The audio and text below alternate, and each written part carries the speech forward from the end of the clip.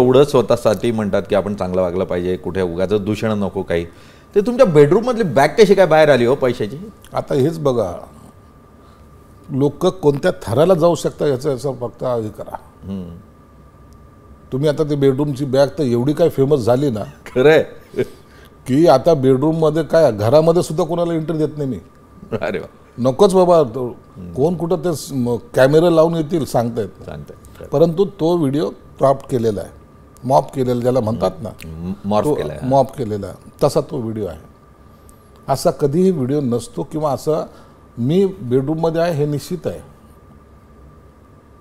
तो माझाच फोटो आहे हे निश्चित आहे, मी मान्य करतो. मग मी कधी एखादी गोष्ट मान्य करायची करतो, मग त्याचा परिणाम काय होईल याची चिंता मी करत नाही. परंतु नंतर जर तुम्ही पाहिला तो माफ केलेला व्हिडिओ त्याला चिटकून टाकला, जसा संजय शिरसाट शेठजीच्या भूमिकेत आहे आणि तिथं बॅग पडलेली. असं कधी घडतं का घरामध्ये? कोणी नोटाची बॅग उघडी तरी ठेवतं का? पण ते दाखवायचं होतं.